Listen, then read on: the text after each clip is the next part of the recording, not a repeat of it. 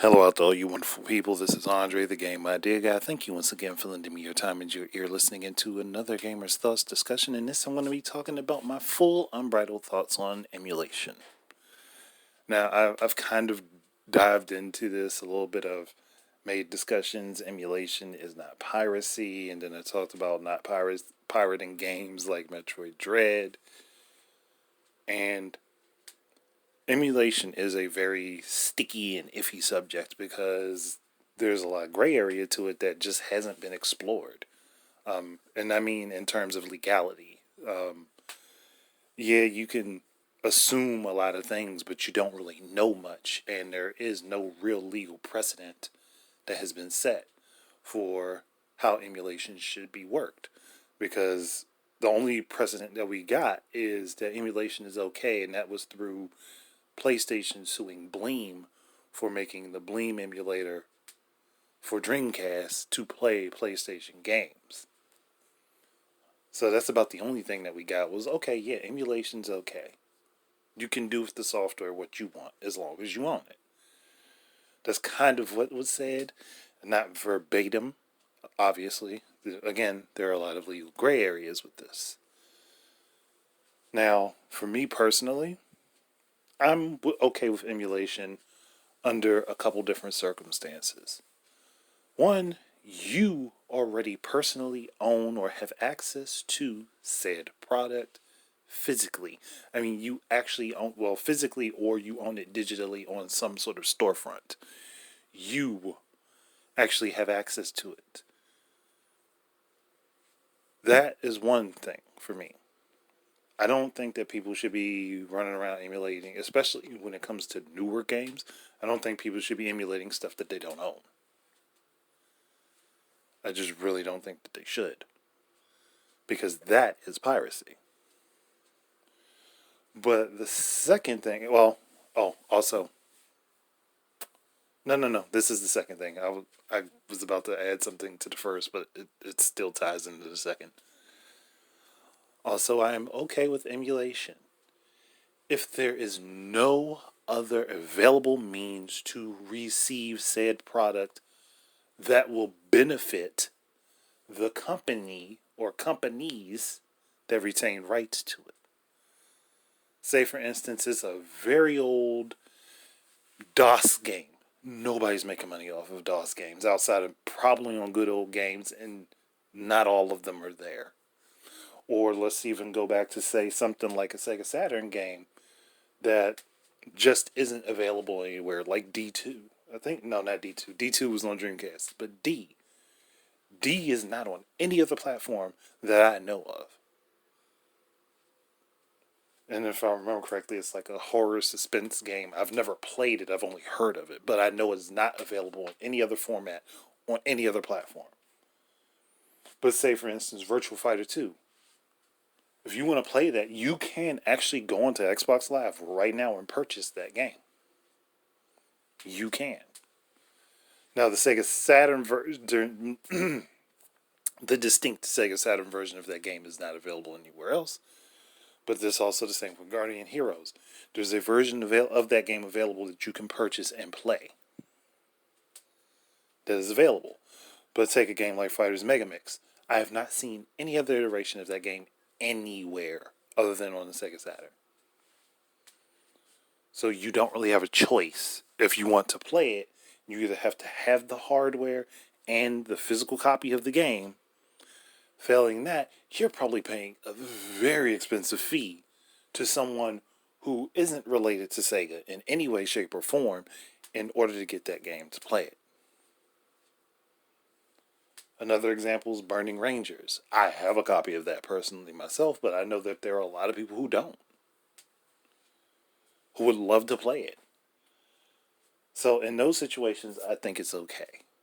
Like, I can't fault you for wanting to experience the game and just not having an available outlet in order to play it.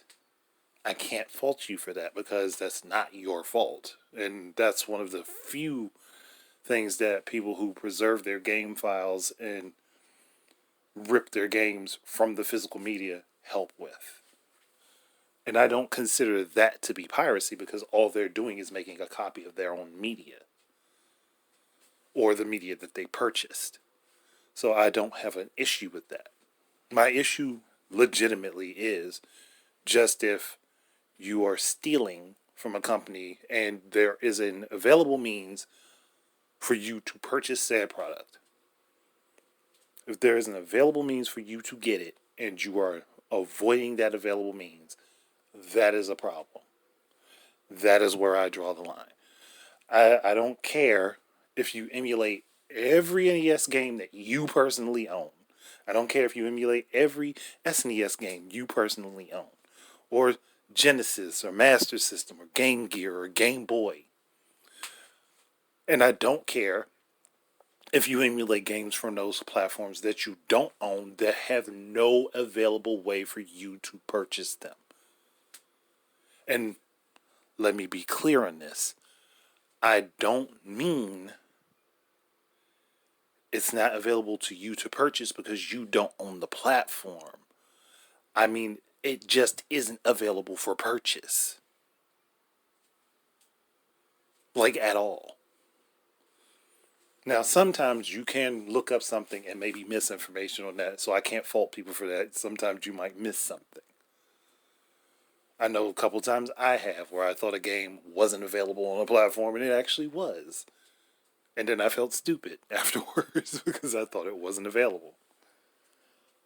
But this is why we do need a legal precedence for this type of stuff, because people don't know what they can and can't do, and without something saying in concrete terms, these are the things you're allowed to do, these are the things you're not allowed to do, people don't know, and a lot of people will just say, well, screw it, if I don't know what I'm allowed to do and not do, I'm just going to do whatever.